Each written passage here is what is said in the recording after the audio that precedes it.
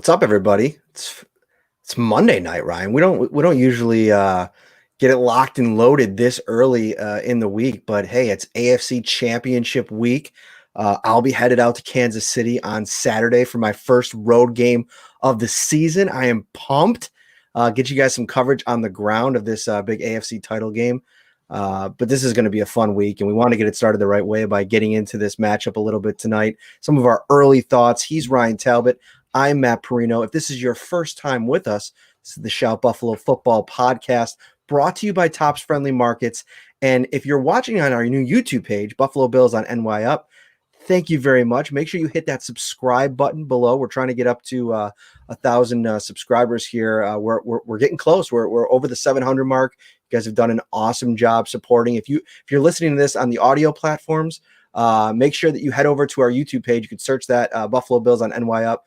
Throw the subscription down, and that way, when we go live, you'll always get the notification, and you'll be reminded of when we're going live. So, a lot of things, a lot of exciting things this week, Ryan. Yeah, we have obviously this show tonight, and then we'll take a day off tomorrow. Tell everybody a little bit about Wednesday. Oh, Wednesday, we have a big show for you. First, we're going to hit up some local coverage with our good friend Howard Simon from WGR 550. Everyone loves Howard Picks the Bills.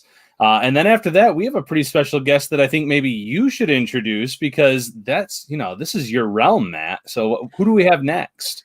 We are going to I feel like there's a couple new leaders of the Bills Mafia. There's a couple kind of planting their flags all over, the country.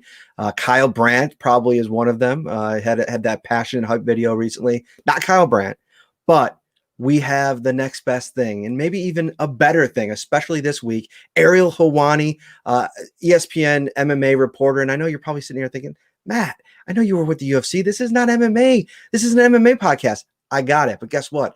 Ariel Helwani is a huge Buffalo Bills fan. We're going to talk tons of Buffalo Bills with Ariel Helwani. And also, for some of those MMA enthusiasts amongst you in Bills Mafia, there's a pretty big fight this week. Conor McGregor, Dustin Poirier. Ariel sat down with them. Big hour-long interview went up on YouTube on Sunday. So we'll talk to him a ton about that as well. It's very exciting. And then who's our next guest, Ryan? Jason Tartick from The Bachelorette, Bills Mafia. He was a fan favorite the last time he was here. Really knowledgeable on the Bills. And, what a sport the last time. He was actually driving to Buffalo the last time we had him on the show, and he still took the time to join us. So hopefully this time he'll be in a sit-down setting. He won't have to worry about driving anywhere. But, yeah, really looking forward to having Jason Tartick back on the show as well. See in the comments, we got Matt Parrino and Lee Smith there on the right. No, that's not Lee Smith. That's Ryan Talbot. Both very good-looking gentlemen, but glad to have Mr. Talbot on the show tonight. Like I mentioned, we are brought to you by Tops Friendly Markets, and this is a little bit of, we have a couple things we're going to hit on. Obviously, Patrick Mahomes, some early thoughts on this matchup. If you have anything specifically you'd like us to talk about, anything that you kind of are thinking about, if you're watching over on Facebook, if you're watching here on YouTube, like we just mentioned, or over on Twitter, drop in the comment section. We'll get to whatever you guys want to talk about. We got 20, 30 minutes here, and we're going to get into it. Let's start off with Mr. Mahomes because, it's been an evolving situation the last 24 hours since the Kansas City Chiefs defeated and eliminated the Cleveland Browns. Patrick Mahomes went out with what was believed to be a concussion. We still don't really know if that's what he suffered. If you go back and watch the hit, a little bit of it seemed like it was maybe a neck injury. I saw a fan tweet a picture out where, Patrick Mahomes' helmet was crashing down on the ground. So maybe there was a concussion in there, but the Chiefs cannot talk about it. Once a player goes into the concussion protocol, there's not a lot of information available, but Andy Reid seemed really optimistic yesterday when he was talking about it and said he passed everything that he needed to pass last night. Patrick Mahomes tweeted last night a couple times about Chad Henne, and we'll talk about him in a minute. And the fact that the Chiefs won.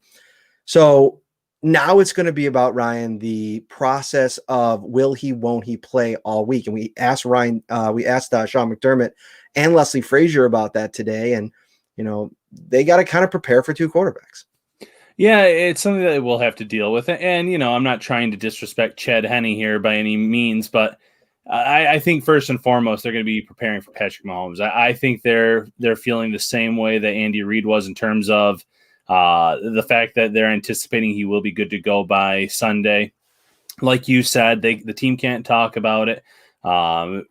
We don't even know what happened truly. We don't want to speculate about it. But the fact that he's tweeting, anything is possible, and he says all good to Mac Wilson after the game, it leads you to believe that he's on the right track to play. And I know that some Bills fans would say, hey, I would love to go against Chad Henne instead. I mean, it's a trip to the Super Bowl if you win. I get that, but do you really want there to be that excuse built in if the Bills do win on Sunday? Well, they didn't have to beat Patrick Mahomes. It was Chad Henne. You don't want those what ifs. You want to take on the best of the best, and that is Patrick Mahomes. And even if Mahomes does play, something else to keep an eye on, though, is his foot or his leg. He was hobbled in that game before that injury. They were speculating turf toe on the broadcast. Again, we don't know what that was, but he was hobbled for most of that game. He wasn't looking himself in terms of mobility. Now, that said, he could still throw the ball pretty accurately. It was having a pretty solid game in that respect, but I think you're going to see him. That said, Sean McDermott being Sean McDermott, he's going to say everything right about preparing for both QBs. Yeah, and Leslie Frazier came out, and he was a little bit more specific, as he tends to be. Sean is tends to talk around things a little bit, very head coach Belichickian, if you will, the way that he handles press conferences. But listen, Leslie Frazier said it is going to impact things. I mean, there's a big difference between the reigning MVP and as good as he played in a big spot last week in Chad Henne, just limited a little bit more. But what Sean McDermott did talk about was the ability of Andy Reid to understand his personnel, understand the weapons that he has available, and kind of play that chess match and figure out a way to get them the ball. Now, let's get into this matchup a little bit. Let's go back to week 6 for a moment, because I think that that's an important place to start, because the Bills lost 26-17. It was a 9-point game. The Bills were driving late. Josh Allen threw kind of an interception late there. But the game was about over. They got outplayed on both sides of the ball. Kansas City ran for almost 250 yards. Travis Kelce was a big factor in that. 5 catches, 60-plus yards, and 2 touchdowns. And Patrick Mahomes, it was kind of a game where he didn't have to do a lot, but when he was when he went back and tried to make plays with his arm, he was able to do it pretty consistently, even though the Bills were kind of opening up the floodgates and letting them run a little bit. Clyde Edwards-Helaire, he did not play this past week, but I think early reports are that he may be available. And that's kind of a big thing too, Ryan, because not only was he good in that game, but he was I don't think Le'Veon Bell has been very good at all this year, even with Kansas City. And I think that maybe the version of him that we saw with the New York Jets is maybe just a little bit more of who he is now. So a lot of things are different about this matchup now. And I'll let you get into some of this, but let me just get this last piece in here. Tre'Davious White was coming off an injury when they played the first time. He missed the game against the Tennessee Titans, came back a week later, didn't look 100%. That is a big piece to the whole puzzle. A healthy Tre'Davious White. It's not a coincidence to me. There's a couple factors, but it's not a coincidence to me that this defense has kind of been trending upwards since that week as Tre'Davious White has gotten healthier and gotten back to that all-pro form. They also didn't have Matt Milano, and as you tweeted earlier today, with a healthy Matt Milano on the field this season, the Bills are 12-0. Quite a stat. Yeah, and I was going to go back through this morning and look at all the players that weren't available, but our friend Aaron Quinn at Cover One actually did it, and he tweeted it. No Matt Milano, no Levi Wallace, no Dawson Knox, no John Feliciano. Now, Feliciano missed a good portion of the early season with that pec injury. Knox has not been a superstar, but he's been more involved towards the end of the season, and that's no coincidence. Big third down conversion against the Ravens this past week. Levi Wallace, lost in everything that happened on Saturday night was that sack early in the game by Levi Wallace that really set a tone, that really moved Baltimore back on that drive and eventually led to a missed field goal. We talked about Milano and his athleticism. Passes defense last week. Obviously, their most athletic linebacker, the guy that they might put on a Travis Kelce across the middle, someone who will have a really big role in the game. And then Josh Allen. He was still dealing with that injury to his non-throwing shoulder. And as much as I think some of us thought that wouldn't affect him, it did. And some of these former NFL quarterbacks on those pregame shows were saying, hey, this is about the time where I felt better after I suffered an injury like that. It forces you to kind of airmail passes, and we were seeing that from Allen at that time. So Allen was injured. Edmonds was still dealing with his injury early in that year. And I believe John Brown was also injured, according to what Aaron Quinn put out there. So, you don't want to make excuses for the Bills' performance in week 6. Kansas City was clearly the better team. They could not stop Edwards-Helaire, ran for 165. Chiefs as a whole ran for 245. But since week 12, week 11, Buffalo's been really good against the run. They give up a few big runs here and there, but they've been really solid. And it's no coincidence. It's because you have Matt Milano and Edmonds at second level. You're seeing Justin Zimmer get more push. You're seeing Ed Oliver get push. Quentin Jefferson play well on the inside. And then obviously the edges have been playing pretty well as well, especially Jerry Hughes. So going into this game, I think that it is fair to say this isn't the same Bills team that was out there in week 6, and they have a legitimate shot of going on the road and winning this AFC Championship game.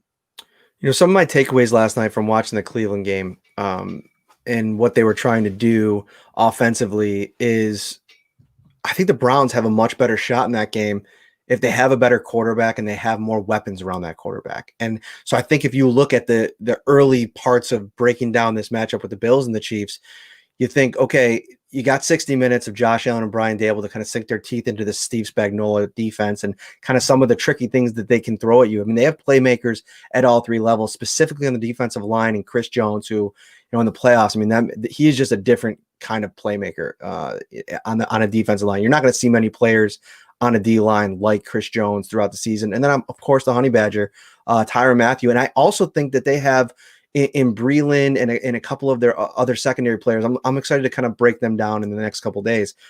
They have guys that kind of know what's happening on the other side of the ball and the chances that they can take.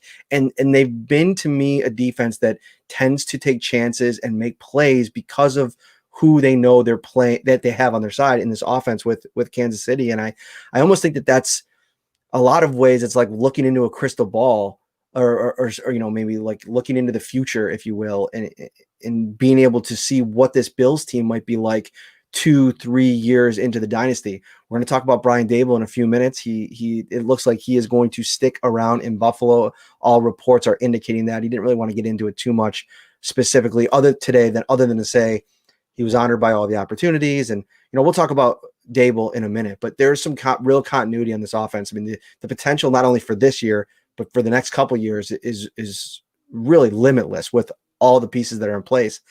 But in this matchup, I think that I would give the advantage to the Buffalo offense simply because they didn't have a lot of pieces. They didn't play very well offensively in the first go around.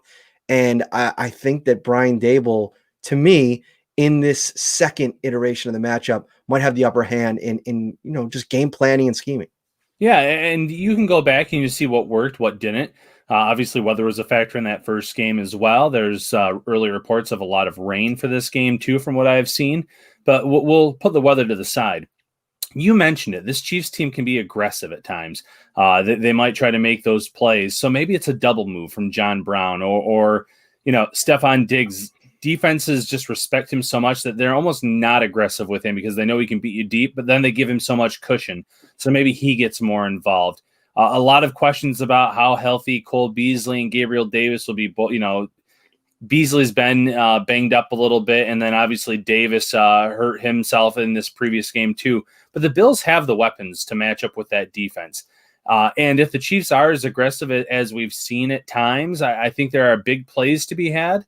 But at the same time, you saw it this week on Saturday, Matt. The Ravens, one of the most blitz-happy teams in the league, respected Josh Allen so much in what he's done this year against the blitz that they went away from their identity.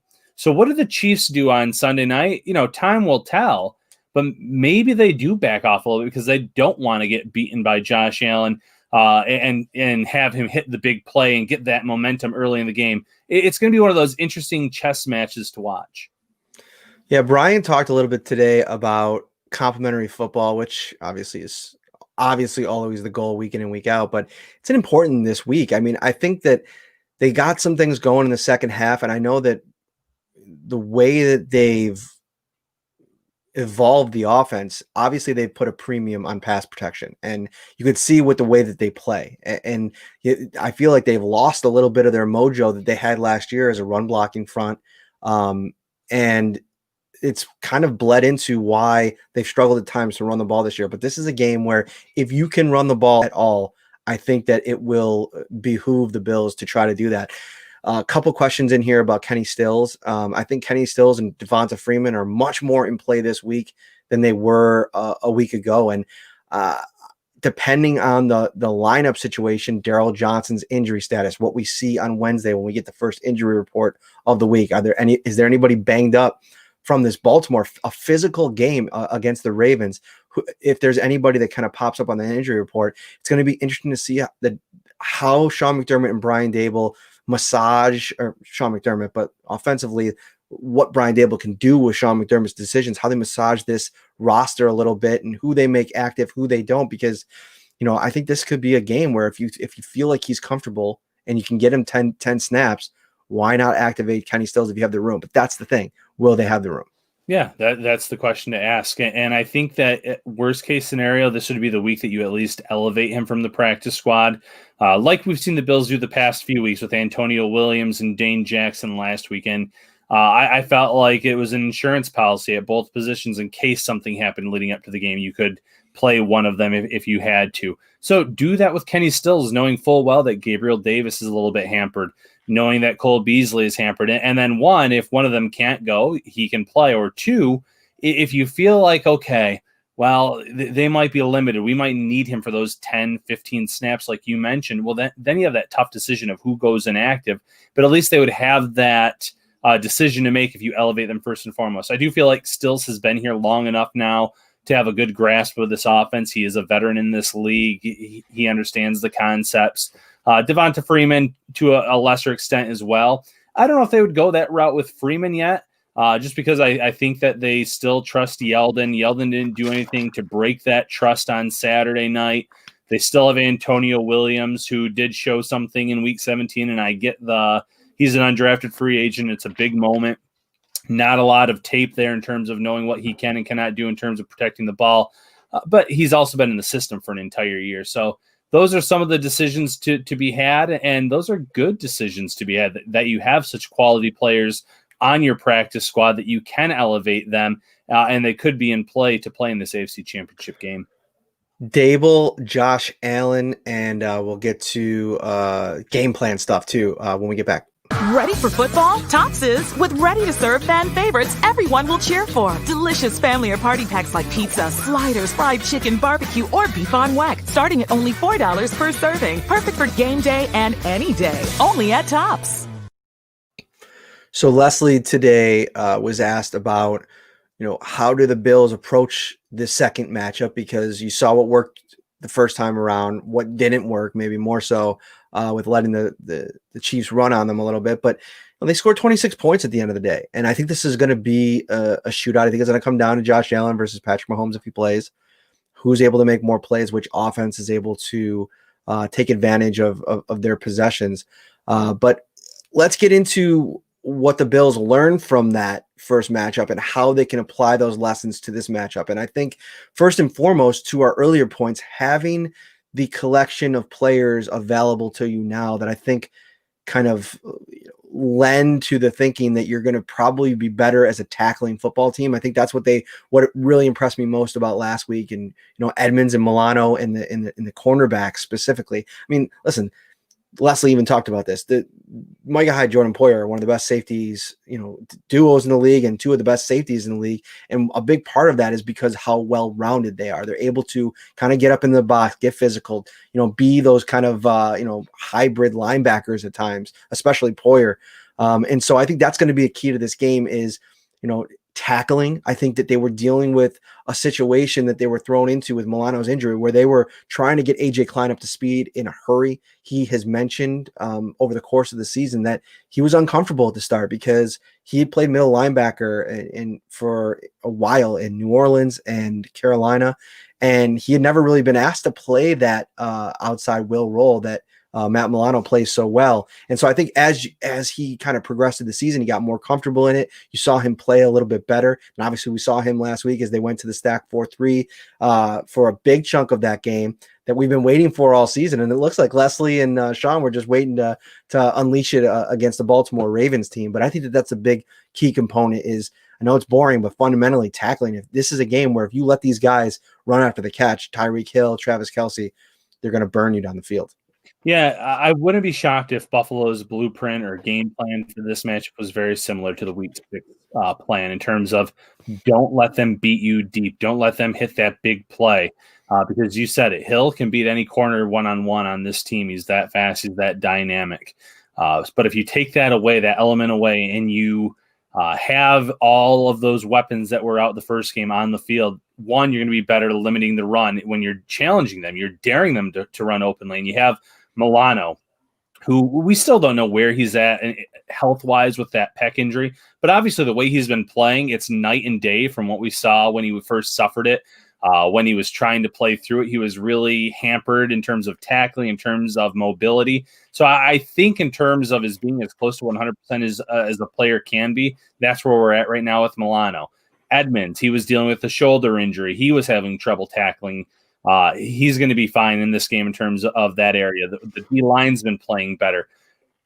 Challenge them to run. Make it look like that, that it's open for him. Dare him to do it, and then trust your front seven to be steady tacklers, to be to stay in their gaps, which we saw on Saturday night, to do their 1/11th, as cliche as that is. Because I think if you go in with a similar game plan and you have all those weapons back and healthy, they can execute it a lot better than what they had tried to do in Week 6.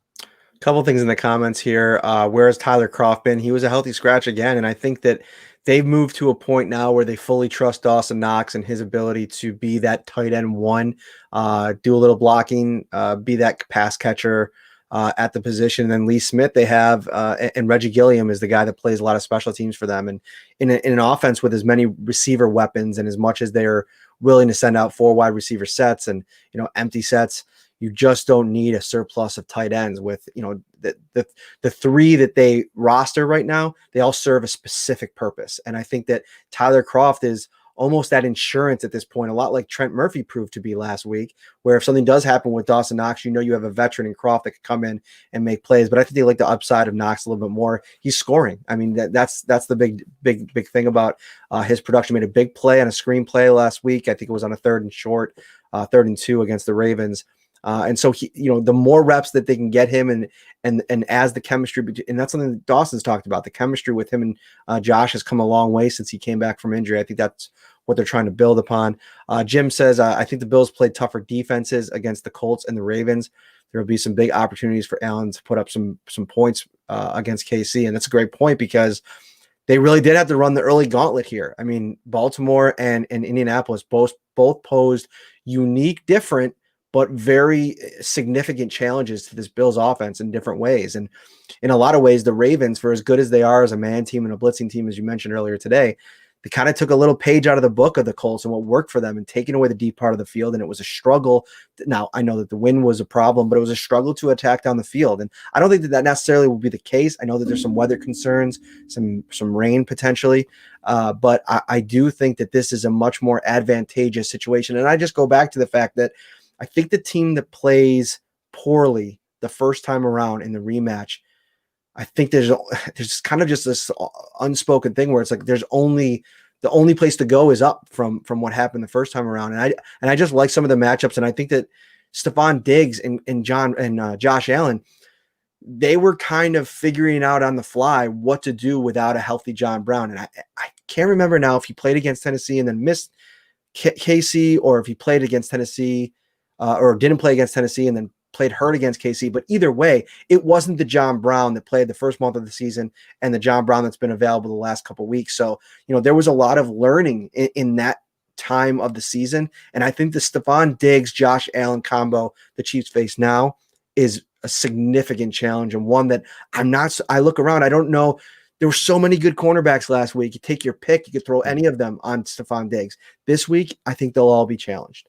Oh, yeah. And going back to last week, just briefly, all we heard, I think, in the lead up to that game was how good those cornerbacks were, the top three, and how they were going to try to take Stephon Diggs out and make Allen go to someone else. They couldn't take Diggs out. 11 targets, 8 receptions, over 100 yards, and a touchdown. Diggs at this point can beat you deep. He can beat you in the intermediate area. And then if you're giving him that cushion, he can break off a route. And then there's that huge gap for him to make the catch and then do something after it as well. So right now, that chemistry, I mean, it's been off the charts all season. There's a reason that Diggs end of the year is the leading receiver in yards and receptions, but they're even playing at a higher level right now, obviously, than they were at week 6. Brown stepped up big time with Beasley and Gabriel Davis not having any catches last week. 8 catches on 11 targets himself, 62 yards, if I remember correctly.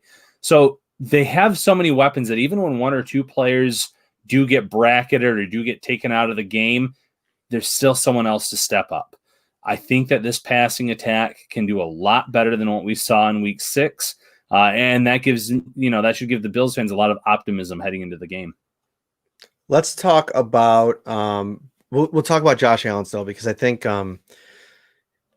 he's been solid in these first 2 games. I think he's done what they've asked him to do. Obviously, it wasn't clicking in the first half. He engineered the drive, what ended up being the game-winning drive, and did enough, I think, to help the Bills win, but without putting him in any situations where, losing plays, turnover-worthy plays. I think he had the one fumble that did he fumble once in the game? Yes. I might be like, yes, he had the one fumble that didn't cost him too bad. So we'll talk about him, but let's get into Brian Daboll a little bit. It's always this awkward dance that's done following the courting process in the NFL. And I think in a lot of ways, Daboll was at a disadvantage, as I think Eric Bieniemy has been at a disadvantage for years, because your team goes so far in the playoffs, and you kind of got to play this cat and mouse, this wait and see. And I think in a lot of cases, teams get a little bit antsy. And we saw that kind of play out in Los Angeles with the Chargers. Like,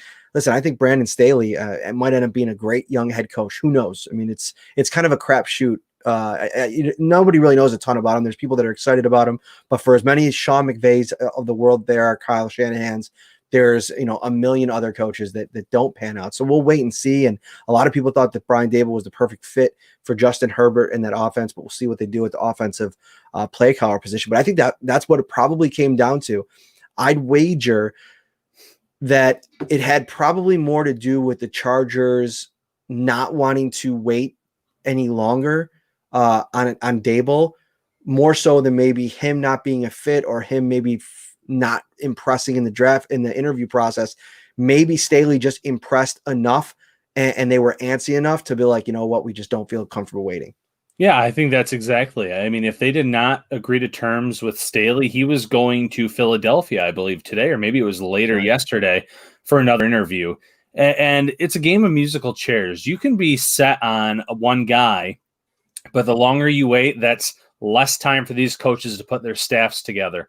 It's less time for them to start putting in work on prospects with the draft. I know it's months away, but little things like that, and it adds up. And if you felt like Staley was just as impressive as Brian Daboll, and you can have him now, and you think that he can improve that defense, and you're going to have some impressive offensive minds wanting that job, offensive coordinator that is in Los Angeles with Herbert and Eckler and those wide receivers. So at the end of the day, that's what it comes down to, and then probably choosing Staley over Brian Daboll.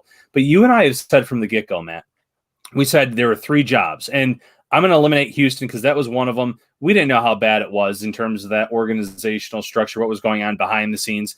That was one of the jobs, though, because of Deshaun Watson. Who knows what happens there? So throw that one away.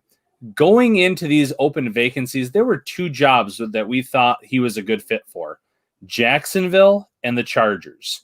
Jacksonville was smitten with Urban Meyer from the start, and Daboll seemed like their second, third candidate in terms of who they would want if they were turned down by Urban Meyer. Urban Meyer eventually agrees to terms, so that job's taken. The opportunity to work with Trevor Lawrence, the opportunity to have a lot of cap space, a good young undrafted free agent running back, and DJ Chark. That's gone out the window. And we'd already mentioned the Chargers. The Chargers were a good fit, and when they hired Staley, there's really not much left. We're not even going to talk about Houston. The only other job left is Philadelphia. And the report out there is he is not interested whatsoever in Philadelphia. He didn't say anything today to make us think otherwise. They're a little bit of a mess behind the scenes, too. They have some tough decisions to be making at the quarterback position, which messes up the cap there. So why force yourself into a job that you could be, find yourself out of in a few years when you can stay in Buffalo for another season, knowing you have Josh Allen coming back for year 4, knowing that you reached the AFC title game, if not further than that this year, and you still have Steph Diggs, and you still have Cole Beasley and John Brown and Gabriel Davis, and the list goes on and on. You don't leave a situation like that unless you feel like you are going to a head coaching situation that is at least its equivalent. Well said. I don't think I have anything to add on Daboll, on the Daboll front. But let's get a little into Josh Allen before we get out of here. And we're going to talk more about him. Trust me, the next couple shows. We'll have a show on Wednesday and Friday. But where are you at in terms of the weight on Josh Allen in this game, the pressure on Josh Allen in this game? Because in a lot of ways, we've talked about it. I feel like they're at the stage now where they're kind of playing with house money. I think that they've greatly surpassed expectations. I said mine going in the season were a playoff win, the AFC East title. They now have 2 playoff wins. And, Josh Allen, while neither of the 2 games were, one of those fire-blazing statistical eye poppers that he's kind of gotten fans used to seeing at times this year, he was really solid in both, even when things weren't going his way. I thought that the offense as a whole, whether it was the wind or otherwise, it wasn't clicking against it almost looked like it was like, well, damn, we thought you were going to pressure. You're not pressuring at the same rate. You're playing kind of a funky little zone defense here. And it just looked like they were caught off guard in that they didn't look as comfortable as they usually do. And so that's a pill that you swallow, and you look at what your defense was able to do. And I think that gives you confidence as a team, both sides of the ball. Like, that's what I take away from last week more than anything is, I saw a couple of people tweeting about how the offense played bad last week. And, I don't know, I don't know if I would say that they were bad. Listen, I definitely think you want to score more points in that game. But what I think they take away from it more than anything is a reinvigoration of what this defense is able to do now, and the confidence that the offense can now have in the defense. And we talked to Lorenzo Alexander over the years, and obviously on the show a couple of times, about the importance of complementary football goes further than just, of course, wanting to play good on both sides of the ball. I feel like you feed off of each other a little bit. And you saw the way after Taron Johnson picked that ball off and he ran down the sidelines, and Trey White got out and was blocking for him. And, just unbelievably iconic play. What's the first thing that you see on social media? The pictures, Josh Allen jumping up on in the background, Reggie Gilliam doing some type of dance down the field, kind of rolling and just celebrating. And then Deion Dawkins flying all the way down to celebrate with the defense. And, that's a vibe right now. What's going on both sides of the ball, and special teams had a real big comeback game. I thought the return of the 34 was a big one for Andre Roberts. I believe that was on the touchdown drive.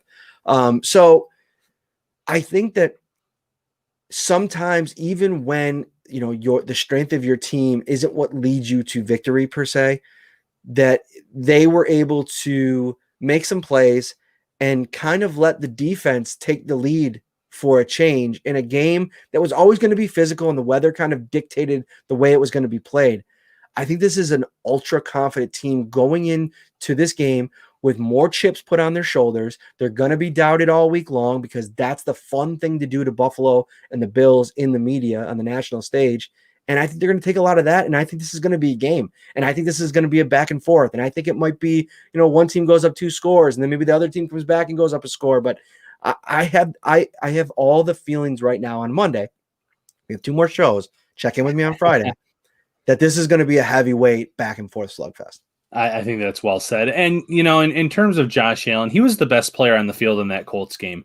But you're right. The stat line wasn't gaudy. I think we got a little spoiled at the end of the season. And some of that had to do with the competition. I know the Patriots still had a good defense, and the Broncos on paper and the Dolphins as well were all high up there. But those were games where the Bills were riding high. Those teams, minus the Dolphins, knew that their years were over in terms of the playoffs. And they were just, going out and slinging it around with great success, and Allen was putting up monster numbers. It gets tougher in the playoffs. You're playing against the best of the best. And the Colts proved to be a phenomenal opponent. Great defensive line play. They were solid on the back end, and Allen was still the best player out there on the field that day. Against the Ravens, the wind played a factor. He had Stephon Diggs for 6 down the sidelines early in that game, and the wind just carried it away. There were some missed throws. There were some longer throws early in drives that put them behind the chains that forced them into those 4-play, 5-play drives early on. But at the same time, the Ravens did a good job of holding the ball, sustaining drives, keeping Josh Allen and the Bills off the field. So I felt like it was almost an incomplete game for him, where I didn't feel it was a bad game. It's just he didn't get the opportunities. He comes out in the second half, leads the touchdown drive. Then right after that, the pick 6 by Taron Johnson. So that's the defense on the field for a really long drive. I believe the Bills drive and that pick 6 drive, by the time those 2 drives were over in the third quarter, there's only like 40 seconds left in the quarter itself. So that third quarter went by insanely fast with just 2 drives essentially being played. So I feel like as the game went on, he was getting better. He was hitting some big throws. Not necessarily on third down. That's one concern I have in this game is they have not been sharp on third downs as they were in the regular season. But he was making some impressive throws to Brown and to Diggs to get, short, intermediate chunks of yardage. But I just feel like you've seen one game where Allen carried the team. You saw one game where the defense was the specialty. Maybe, just maybe, and I feel like we've been waiting for this all year. Maybe on Sunday night, it's the game where the offense and the defense are playing at a high level at the same time. I feel like we haven't seen that enough. And if that happens, look out. I think it is a heavyweight battle regardless. But if you get the defense creating 1 turnover, 2 turnovers, and this offense playing like what we've seen them doing this season, the Bills can make a major statement. They can erase any doubt from anyone that's out there. And I know the only people really critiquing him still are the shock jocks that do it for ratings and to get reactions. But if they get to the Super Bowl and it's over Patrick Mahomes and the Chiefs, there's no doubt left about the legitimacy of this team. There shouldn't be right now, but that leaves no doubt. And then all of a sudden you look ahead and is it Josh Allen versus Aaron Rodgers? And I don't want to get too far hard. Like you said, we have 2 more shows, Matt, but ooh, boy, would that be a matchup, a quarterback that he's been compared to, or is it fate where you get Tom Brady in Tampa? That's the only thing that would bother me is seeing the Buccaneers get to play in their home stadium in the Super Bowl. That would be. Let me ask you a question though, Ryan. Yeah. Not only in a regular year, but you got to remember the Super Bowl is different. Like people are coming in from all over the place. But even if it was a home game at limited numbers, how much of a home game is it? After the Bills just played these last 2 games in front of 6,700 people that sounded like 67,000 on Saturday. I mean, what we heard in that stadium, I don't think will ever be replicated by any fan base, even in this weird COVID pandemic. I mean, you put up a story on it. Offensive linemen from the Ravens were talking about how they had to go to a silent count because they couldn't hear, and that kind of messed with everything in terms of the fundamentals and just their technique of just executing basic movements. So, to your point, yeah, would it stink? Maybe, but there's a piece of me, and like I think people ask me about this all the time. We were just on a show last week where they were talking to us, our buddies, Jay Spence and Joe Miller, and they were talking about just the implication that we're just kind of both fans of the Bills. And I know it's like a weird thing. It's a weird dynamic to talk about because I'll always have passion for Buffalo and this franchise. I grew up, it's ingrained in my family, my father, my grandfather, my uncles, my brother, my mother, my sisters, like everybody, like our diehard Bills fans. I mean, my wife was with my son Lucas, and he had his little Josh Allen jersey on before the game, and she had her Bills shirt on. But I just explained to people that it just gets a little bit different when you cover the team. You have to have a certain respect for the job that you have and where you are at, like when you're in the locker room and on these press conferences, and you just have to carry yourself in a different way.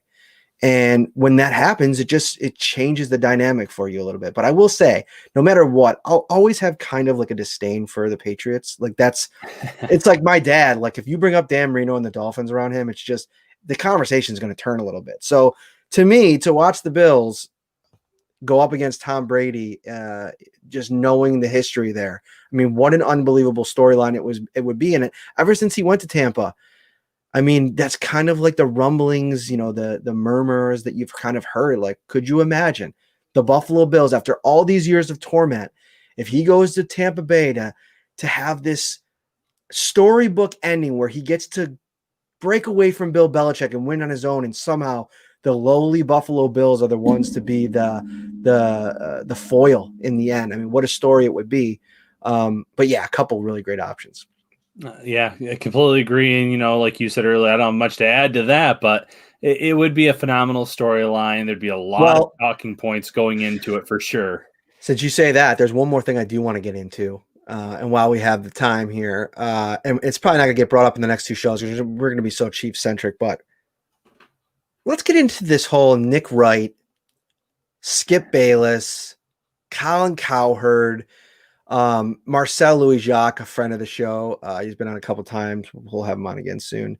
He tweeted out today kind of a joke, like, you guys know that, and you guys, he's referring to Bills Mafia, that these talking heads, they put the Bills and Josh Allen and anything that they can in their mouths because it sells, because Bills Mafia is going to scurry onto anything that's produced content-wise on the Bills, especially at the national level. I mean, that's what great fans do, is they consume gobs of content all the time. And at this stage, of course, like, you say something about the Bills and at attention, everybody's going to kind of, and there's been a lot of the fan base that has wised up to it and kind of understood that, that they're doing that for a purpose. But today, the reason I bring this up is because Skip Bayless, of all people, and what's funny about Skip is he used to be a really respected, a really good journalist back in the day. But this first take era, the opportunity that they saw to,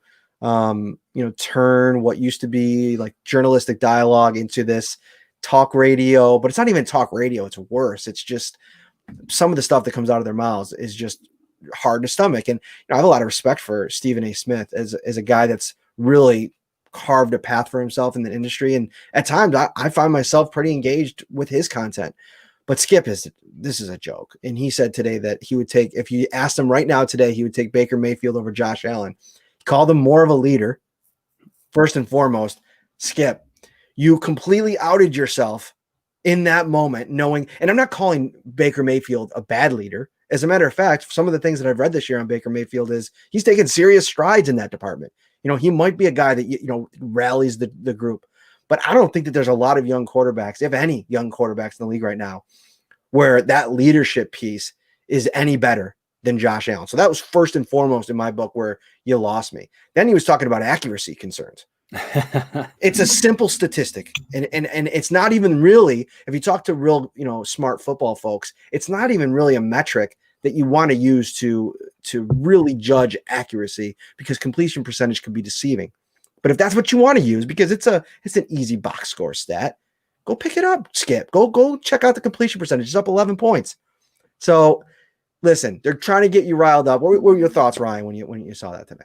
Yeah, it's riling you up either way, because you mentioned Colin Cowherd as well. And Cowherd said the Bills are the best team in the NFL a few weeks ago. So I think if it's really positive, the Bills Mafia flock to it. If it's really negative, the Bills Mafia flocks to it. And I can't blame them. They went through this long drought of nothingness where they were never bad enough to get that game-changing, life-altering quarterback with like the first overall pick. They had to wait 17 years and get to this 2018 draft class where Josh Allen happened. So good or bad, they're going to flock to things. But yeah, negative reactions sell.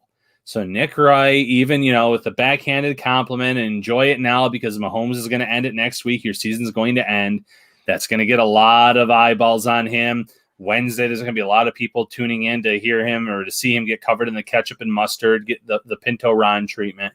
And even Mike Greenberg today said that, and I'm just paraphrasing here, one, Baker Mayfield is the best, most improved quarterback this season, which, again, I don't know how you can say that with a straight face based on what Josh Allen has done from year 2 to year 3. And this, again, not slamming on Baker Mayfield. He led his team into the playoffs, but in a game where you were within a score, they punted. And I get it was it would have been a long conversion, but they punted late in that game, pretty much saying that they're not sure that Baker would have been able to make that play for this team. And they left some points on the board, obviously, with diving for the end zone and the touchback, but they had a great opportunity to defeat a Kansas City Chiefs team without Patrick Mahomes, and they failed. And at the end of the day, that's what it is. It was a failure. They didn't come through against the second team quarterback, or they couldn't do enough to beat that team. So I don't know how you can sit there with a straight face after those games and say Baker Mayfield is the better QB. Well, no, he's not. He's sitting on his couch for a reason next week watching the AFC Championship game. Overtime, could it happen? Sure, but it's not right now. But Greenberg said something along those lines. Lamar and Josh Allen are similar, except for one has Stephon Diggs, one doesn't. That's not true either. I like Lamar Jackson a lot. He is dynamic. He showed he can make some big throws on the run in that game on Saturday night, but it's night and day, and that offense is so run-heavy. Who knows if he does get any kind of offensive weapons in there unless it's via the draft, because what wide receiver wants to go to an offense like that where it's going to be running most of the time and your opportunities are going to be limited? It's a tough sell. So, yeah, people are going to be bashing Josh Allen just to get eyeballs on their content, just to get people watching, but don't take them seriously. You've seen Josh Allen.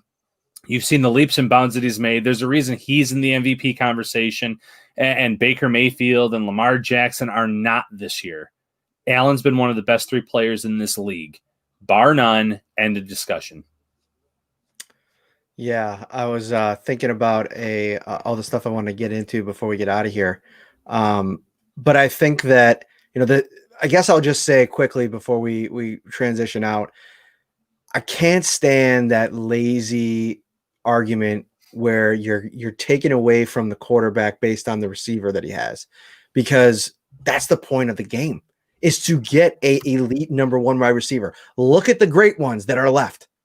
Patrick Mahomes has Tyreek Hill, and really, it's not even Tyreek Hill in that offense. It's Travis Kelce, who I would call their number 1 option. I mean, he led the NFL in receiving for most of the season.